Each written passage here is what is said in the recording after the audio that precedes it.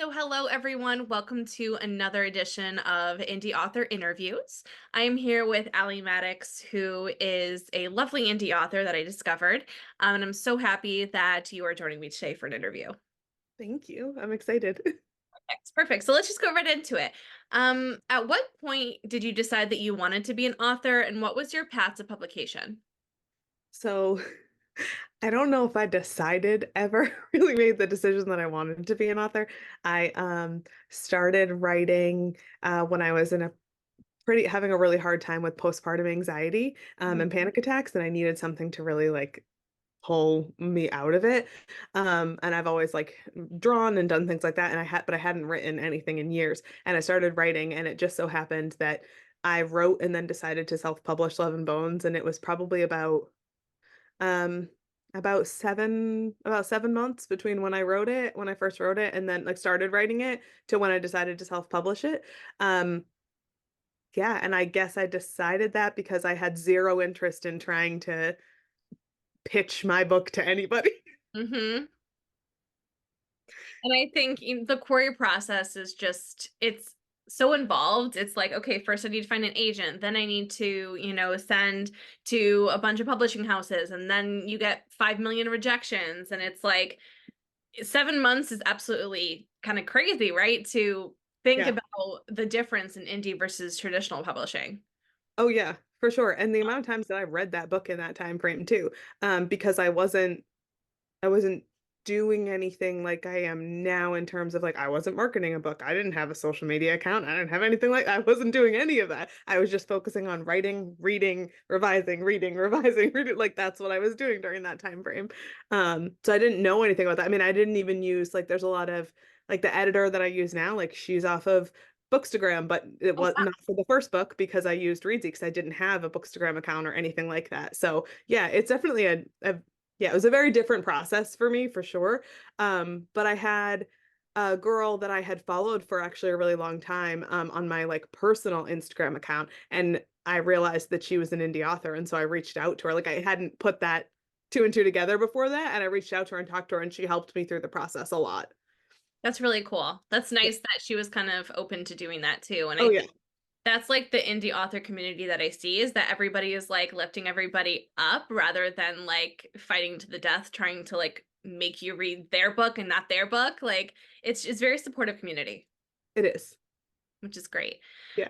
And so, I mean, you said that you went from, writing the first draft to publishing within 7 months. So how did you write? Did you have the idea and you outlined, or you kind of pantsed? Like, what did you do?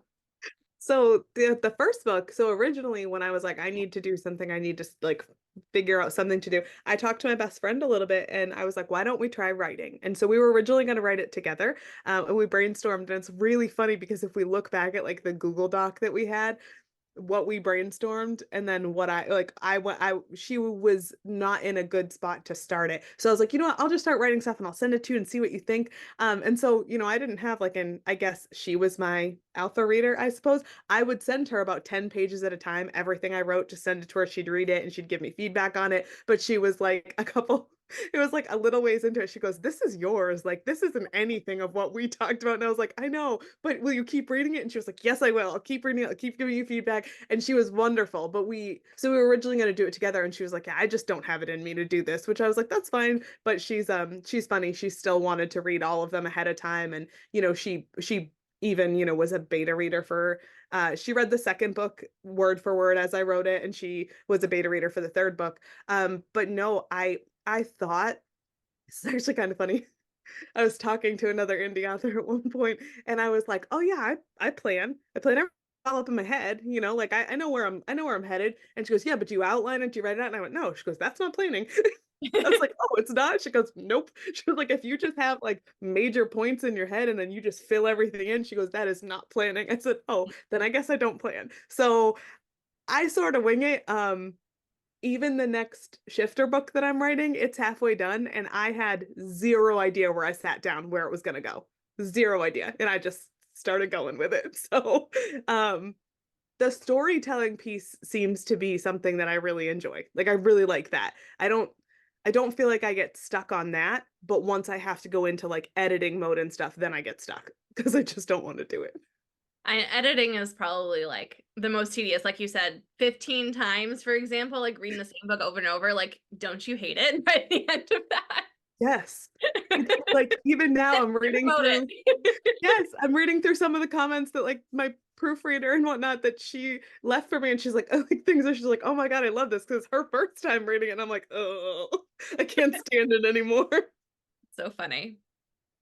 And I think that that's definitely a departure of like what I'm usually used to. Like I love to plan, like I'm super organized, but I sat down this morning and like I was just like, you know what? I'm just gonna write what I can write. And I kind of just like I didn't like I know, like you said, like where I want it to go, but I was just like, let me just write it without like actually planning it out.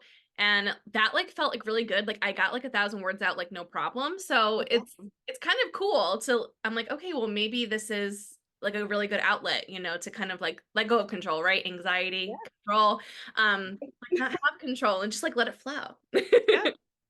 I mean, that's what I do. I'm like, okay, I know that I want like this, and this to happen eventually, but what happens along the way, I just sort of happens. So I love that. But I mean, that's great too that you were able to sit down and write 1,000 words too. That's awesome. Yeah. Yeah, it was cool. And so what do you love about writing fantasy? Honestly, I have always been like a super big fantasy dork. Like I have always loved magic and world building so much. Like the amount of like I actually I said this to one of the guys that I work with who actually just read the first book, and him and I have talked about this before, and like about our love for like Tolkien books and stuff like that.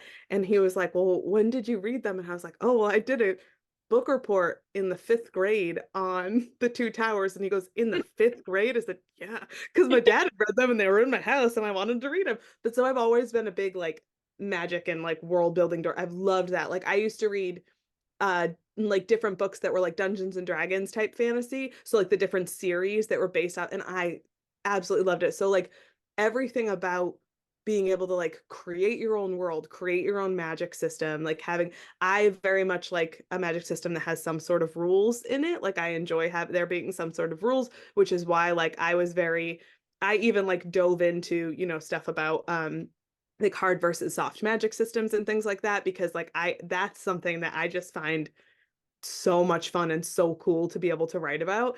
Um, but it's funny because sometimes I just want to market Hmm. that, but it's like that's not really what reels people in as Right, much. right.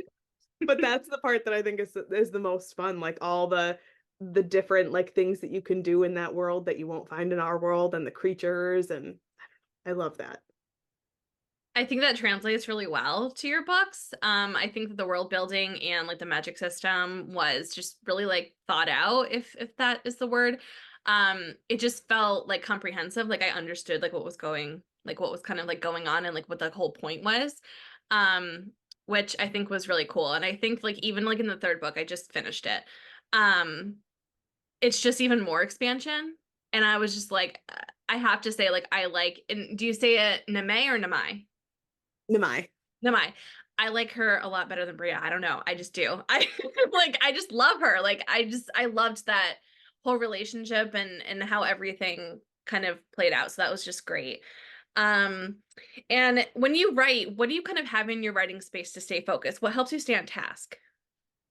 So I move around a lot. So I will write. I mean, I have kids, so I kind of bounce around a lot, like different places depending on, and I write on different things, like depending on where I'm writing. So I'm in my office right now, which is a disaster. My husband and I share an office, and it's a messy disaster room. But all my like book stuff is in here, and then all my grad stuff is in here. Like I'm in a doctorate program, and so like all my books and like my schedules and like all my post-it notes for grad school are in here. So I get really distracted by that if I'm writing. And sometimes I'm like, you should be working on your dissertation and not writing.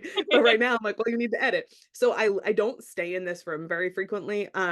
Honestly, a lot of the time I sit on the couch in the playroom, in my kids' playroom, and I tend to put on like a comfort show in the background because I can't have it be silence. But if it's something that I like want to pay attention to, I can't focus. So I'll put on like New Girl. That's a big one that I go to. I don't know if you've ever watched Superstore, but that was one Yeah, that I had I for a love while in the background. it. Um, and then honestly, a lot of Love and Bones. Actually, it's gonna sound crazy. A lot of Love and Bones, and a lot of Dusk and Ember. Definitely chunks of Terror and Wonder, but less so. More on my phone.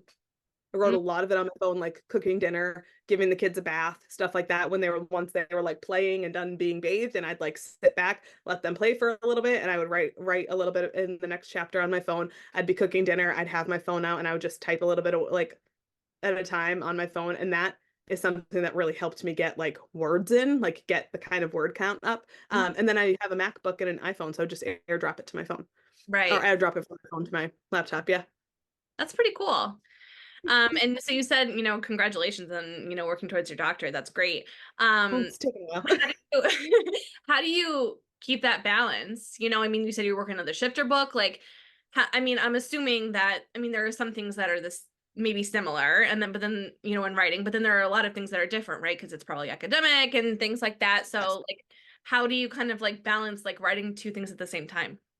So it's I find it very challenging to like I am learning a lot this time around with editing. The first two times I kind of just like took what I was told, did it like made changes as I was told. This time I'm trying to learn more so that my self-editing process is better going forward. So I'm really trying to learn like what I'm doing wrong all the time, which I made that reel the other day about it, but like comma splices are like the bane of my existence. I do it constantly, and I had no idea, didn't even know what one was. So like I've been paying a lot more attention to that. But like comma placement is very different between like academic, like scientific writing versus like MLA, which is what it's more kind of more goes by for novels and whatnot. So it's definitely different.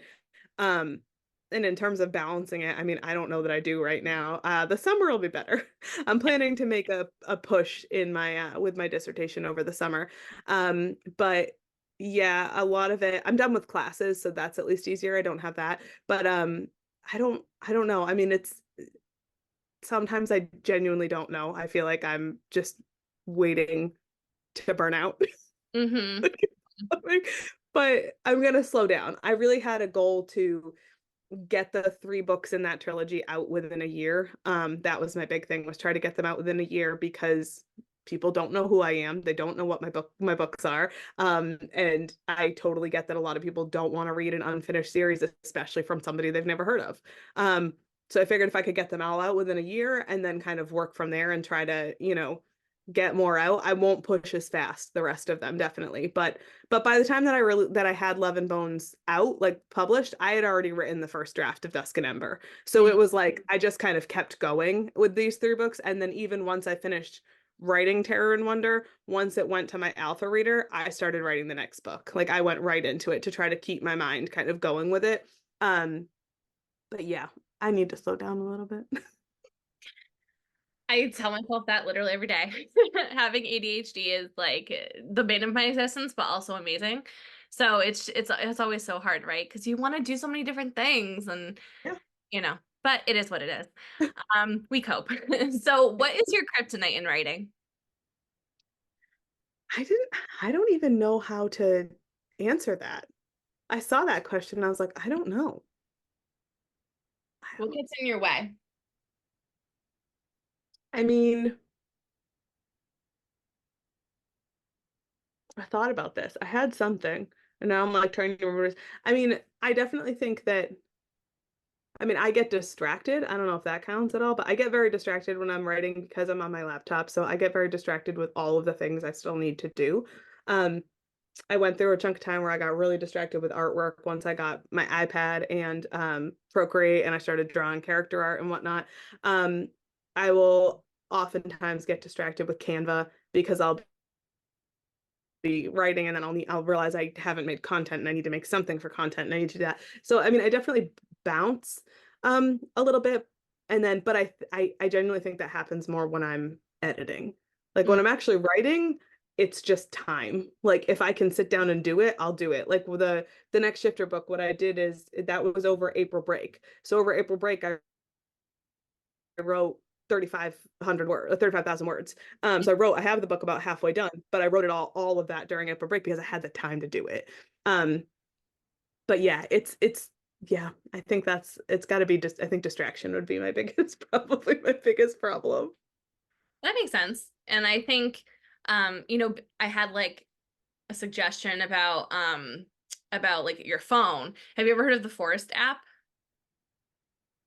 So there's this app and it's called Forest, and basically you like set like a certain amount of time on it, like for your phone. And if you pick up your phone and like unlock it and like go to like get out of the app, it what like it'll like kill the whole forest. So like if you put it on for like 20 minutes, like your forest grows, then it gets like really pretty and beautiful. But if you open your phone, it just dies and then you have to start over. That's actually, I do like that because I maybe I'm gonna have to look into that because I do that, especially like I found that when I had all my notifications on for Instagram, I would then be tempted to open it. But now that I have like no notifications on, I'm still tempted to open it because I don't have notifications. So I don't know if anybody messaged me. Mm. So it's not any better. And I do get distracted. I definitely do get distracted by my phone sometimes, especially if if you're in the middle of a conversation with somebody and you want to keep talking, but then you're also like, oh, well, I really have to edit. Um, so that's really cool. I'm gonna have to get that app then. Yeah. Somebody told me about that, but it was also I got like a book. I don't know who wrote it, but it was the novel planning outline and there's like a whole bunch of like resources in the front and that's one of them. So I was like, "Oh, like, that's pretty cool." That's So, really neat. let's go on and talk about Tale of Love and Bones. I don't even remember like when I picked it up. I'm trying to think. I don't know. Usually I do see things on TikTok and Instagram, so it's probably there. And, so I mean, I must have picked it up, I don't know, probably a few months ago. And then I was so excited to see that World of Terror and Wonder was coming out soon because I was like, oh my God, like I'm so happy because now I can finish the third one. I don't have to wait. So if you had to describe A Tale of Love and Bones in one sentence, what would that sentence be? Oh, so I mean, um, I mean, A Tale of Love and Bones is, I wouldn't call it a spicy romantasy really, but it's more like it's a slow burn romantasy with really cool dark magic and world building, in Mm, my opinion. That's what it is.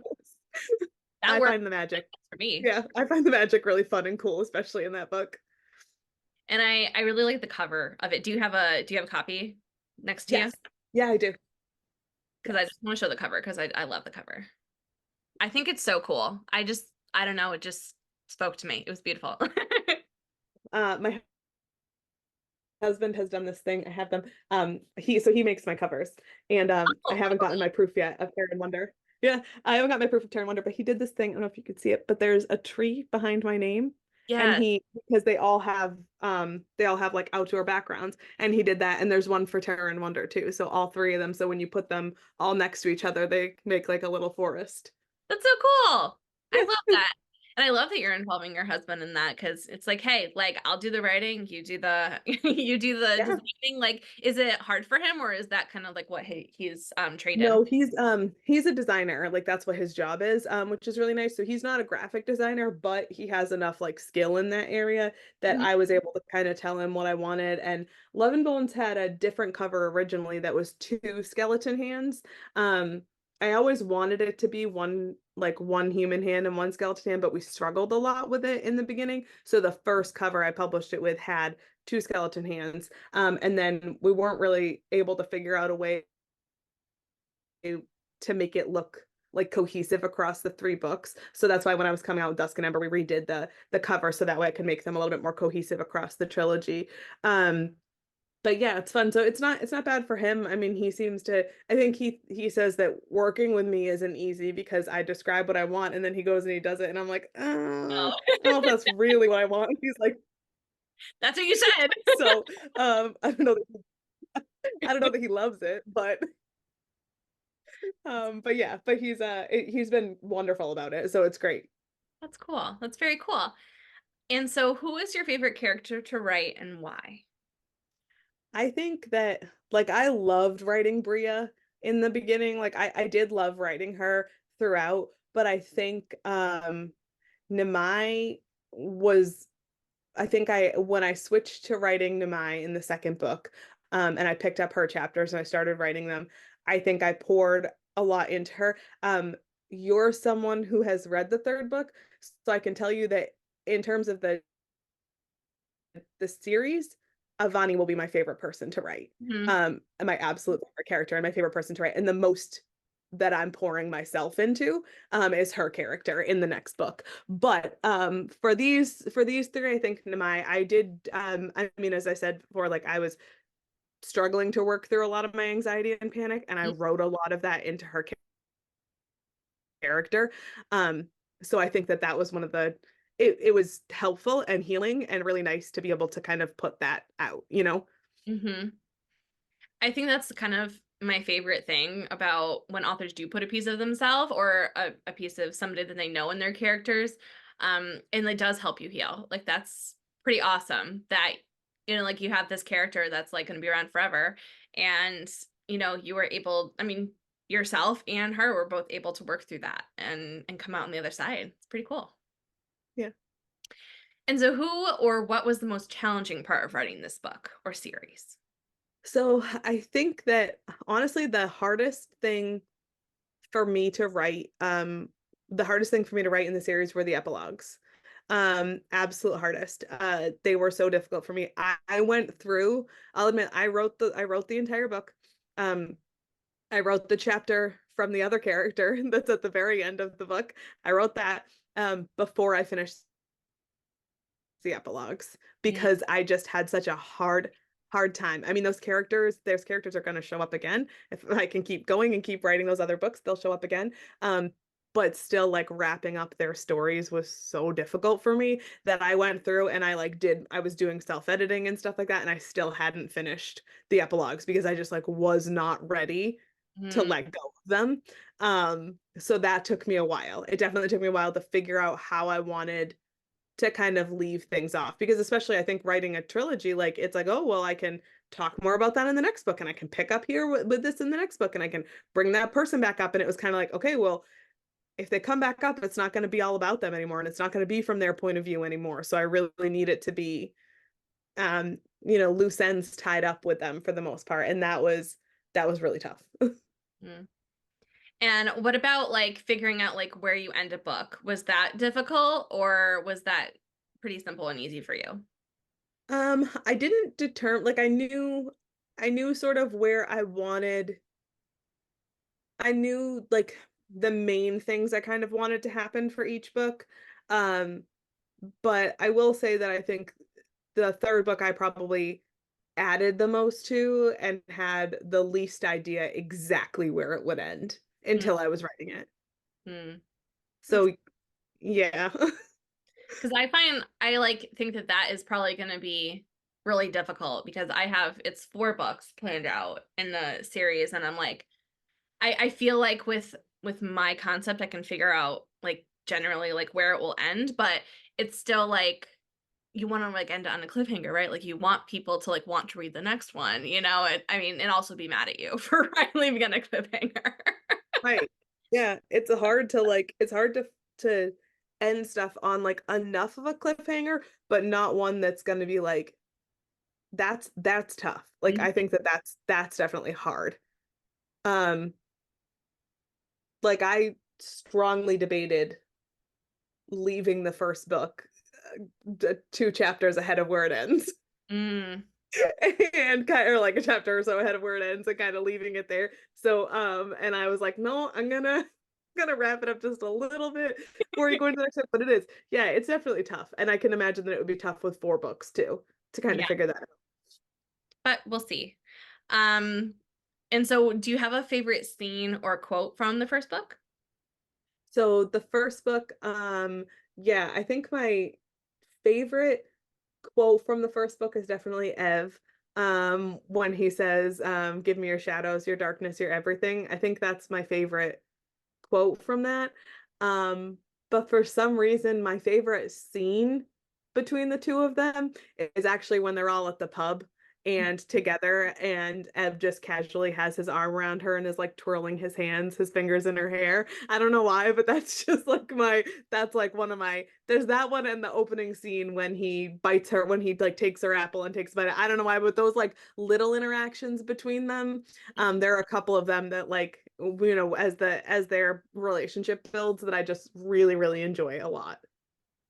Those little, like, it's like those little moments that like you love, like in like a relationship. I mean, generally, right? It's like those are the things that matter, right? Like, yes, the big things are great, but I think maybe, once you've been married for a while, or, once you have kids and stuff, it's like about like the little moments, right? It's about like, like my husband gave me a kiss goodbye today, or, I was feeling really, really down and he texted me, go pick up a coffee. I ordered it for you at Starbucks or something like that. Like I like that kind of thought, about developing the relationship.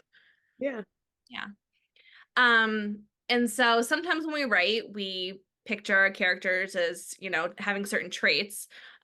Is there anybody that you would fan cast, who is an actor, model, anybody out there that you're like, that definitely looks like Bria or Ev or whoever? Yes. So, Ev, have you ever watched the show Younger? Yes, I love Okay. Younger. So, Nico, Yeah. Oh my God. can't remember his last name. That is in my mind. Cute. That's 1000% that is Ev. Um, Bria, there's an actress, and for the life of me, I can't. Anna Anna Robb, is it? Anna Sophia Robb? Yes, Yes. yes, Like Bridget yes, Terabithia? yes. Yeah. So she has that like girl next door kind of look to her. Mm-hmm. Very pretty and like kind of girl next door, and that's who I, if I were like, I had done this at one point, I like tried so hard to find people. And what's funny is that the person I think the most of for Namai is like young Megan Fox. Mm. Like when she was like Yeah. younger, Megan Fox, like when she was younger, a lot younger. That's who I, if I could ever like, obviously that person doesn't exist anymore, but like that's who I think of when I think of her. Um, and Luth, honestly, Charlie Hunnam is my, Mm-hmm. yep. That's awesome. You had like those answers ready to go. I'm very impressed.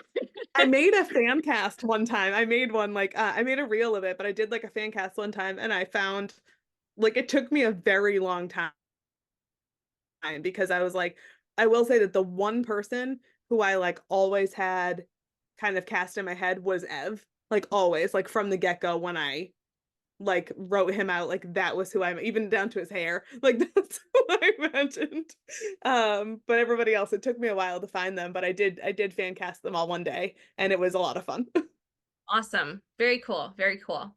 So let's move on to the last part of the interview. Just some kind of fun questions, things that I would want to know.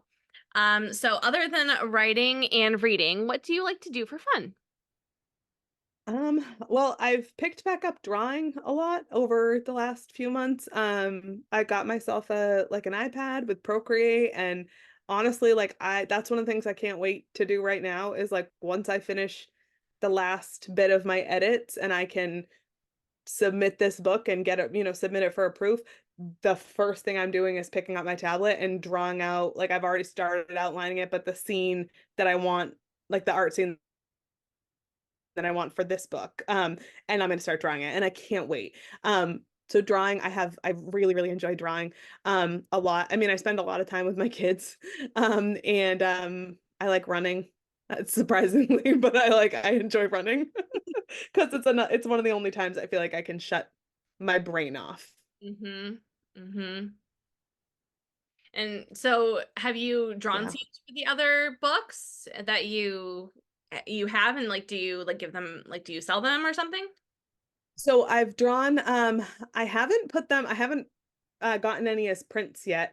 I have one print, like a not safe for work print that I had a girl that I've followed for a while do, and she did a wonderful job of it for A Tale of Love and Bone. So I have that on my Etsy shop.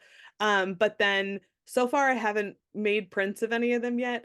I have a scene that's like Luth and Mai that I did from the second book. I have a scene that's Bria and Ev that I started doing from the second book. But right now I am sending out like a handful of PR boxes for the third book. So I was like, well, I got to kind of put those other ones aside, get the one for the third book done and printed, and then I can start kind of working on all of them. So my hope is to finish a bunch of the scenes over the summer and get to like be able to actually print them and have them. Because that's really been really fun is like because you can talk somebody through your character, but it's like it's different when you're drawing them yourself. And like, while my style may not be for everybody and it may not be as good as other people's, it's still kind of nice to bring my characters to life. Um, but yeah, and I did a couple for a few other indie authors, so those kind of took precedent over me doing my own. I did a few for a few other people, which was also really fun to try to like help people bring their characters to life too. That was a fun time, but That's super cool. I love that. I'll definitely be checking those out. Um, and speaking of other indie authors, this is my favorite question of the entire interview. Who are some indie authors or books that you would recommend? so some of the ones that I read and like the first indie author that I ever like read and really got into was Hannah Till. And so she's actually the one who helped me through like my publishing and everything. And her Celestia series, when I started reading it, I messaged her and I was like, the vivid imagery and how beautifully she writes. It was just like and it's fantasy, it's romantasy, and it was just it's absolutely beautiful. She's hopefully I think sometime this year she's going to be coming out with the last book in the trilogy, which I'm really excited for. But I absolutely loved her books in terms of that. And then honestly, one of my favorite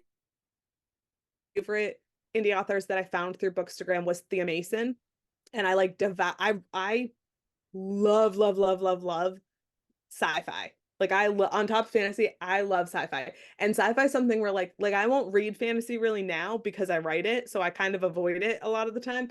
But and then I write, I've been writing my shifter books and stuff. But so I love and paranormal, and I will read a lot of paranormal romance, and I read a lot of sci-fi romance, and I absolutely love it. I'm currently reading Marianne. I'm not sure how you say her last name. Um, it looks like Patachat, and I'm gonna guess it's not that. Patache, maybe. But I'm not positive how to spell her last name, but I started reading one of her books. And it's called When Darkness Falls, and it's a sci-fi romance. And the only reason I'm not blowing through it is because I haven't had any time because I'm editing. But hers, and then yeah, Thea Mason, I read her Rose Rising series, and it's I think 6 books, and they all surround this ship called the Rose, and they all follow different characters that are on the Rose because it's like out for like and it's they're all very different, and they're all so good, and they're super quick too. Like they're really short reads. Um, and she also has like a series of like novellas that are all holiday themed. So I read like her One Night on Halloween one, and it was super cute, and they're like really short. But even her novels, like the Rose Rising series, they're all very short ones, so they're really quick, easy reads. Um, those are definitely some of the authors that I've enjoyed reading the most for sure. Awesome. Awesome. I have some new recommendations. Yeah. And so if you had to give advice to a younger you or somebody who is an aspiring author, what advice would you give that person? Um, I think I would say to definitely find other authors to talk to more. Um, like I did that in terms of publishing, and that was super, super, super helpful. But then I didn't ask those questions a few times in terms of like other things, like hiring people to do different things. And that can be really tricky to do when you're communicating through with people via the internet and doing all your business over the internet. It can be really tricky, and some people are wonderful, and some people, just like with anything else, are going to not treat you well, or you're going to end up in a much more stressful situation than you started at. And unfortunately I made some of those mistakes along the way, and had it be difficult for me, and I wish that I had kind of sought out a few more maybe opinions on things prior to going in certain directions. But it's hard. I think it's also hard when you're used to being independent and used to doing a lot of stuff on your own. It's hard to kind of seek that that out, right? But like you said, there are a lot of people who are very, very like willing to talk to you, willing to help you answer questions. Like I've met so many really, really amazing indie authors that I've become friendly with, and they're all just wonderful. And everyone kind of, it's nice because they, once you kind of get in there, like, they'll share information with you and you can, I had one of my friends has asked and I'm gonna walk her through how to do the interior formatting for like how I have the full black pages that have the different images in the back. And she hasn't done that. She's done like the header images, but not like a full image. And I was like, yeah, no problem. I'll walk you through how to do it. Um, like I had to change out my cover. So I've had someone ask me about that before. I had a girl asked me the other day about how to use book funnel. And I was like, yeah, like this is what I do. This is how you use it, or whatever. So it's nice because once you kind of get that community going, you can start asking people questions. So I feel like seeking that out ahead of time. And the other thing I would say is getting in there ahead of time, like getting in there when you're writing, like getting into all of it when you're still writing, because I was so terrified to do any of it that I waited until right before I was publishing to even make an Instagram account and a TikTok account. I was terrified to put anything out there, and I still didn't. I mean, I published my book and didn't tell anybody that I did it. Like I had like maybe 5 friends that knew. I didn't tell anybody. It just was like, it's out in the world. So I think that getting that kind of support and community is probably a really, really good idea. I think Because that's it's a hard. really nice. Yeah, it's hard. And it's a lonely place too, I think, as well, right? And so just being able to kind of have that support sounds great. And so you said that you kind of put like comfort shows on in the background. Do you, when you're writing, do you ever like listen to music, or is it mainly like the comfort shows? I tried, I bought like a treadmill desk and I tried walking and writing at one point, and then I would listen to music if I did that. But then I would kind of sometimes just get too into listening to music. Listening to music is really hard for me because I want to listen to music I want to listen to, and then I want to actually listen to the music, and then I can't focus on what I'm writing. I have a super hard time with that. It's why I haven't started the new season of Bridgerton, because as much as I want to watch it, I can't just put it on in the background while I'm editing. So instead, what I did last night is I restarted season one, and I was like, I'll just watch it straight from the beginning, and then by the time that I'm done editing, I'll be able to watch the new season. So I have to put something that I can't, like, that I don't want to focus on. Like I need the noise, but I can't have it be something I'm actually interested in. Makes sense. Makes sense. And so is there anywhere real or imagined that kind of like inspired your world that you created? I don't think so. No place real, but I think it was just, I feel like a mashup of everything I've loved since I was a kid and read about, you know what I mean? Like all the different worlds that I've read about for so long, with different creatures and dragons and magic and really cool, like beautiful trees. And like that's just something where like I just think of all those like magical places that I read about and could like dream up in my head. And I think it's just kind of a little mashup of all that. Very cool. Very cool. All right. So that's the end of the interview. We have about a minute left. So tell me about the events and signings that I have coming up, because I know you have some. So I have the one in July, which is in Connecticut. Yep, it's in Glastonbury. Okay, there's that one. And then I know I signed up for another one with you. Yep, there is one in August at Hawk Ridge Winery in Connecticut, and then there is one in September in New Hampshire. Okay, so those ones. Yeah. So we're gonna have fun. At some point, I'll remember that. And then I'm doing Romanticy in Orlando. Cool. Um, yeah, so I'm doing that in Orlando in October. And that's it so far. I have filled out some stuff for next year, but I haven't heard back for anything next year. But I hadn't really applied to anything until recently, and I was like, oh, I should probably apply to stuff for next year. So I did. So we'll see. But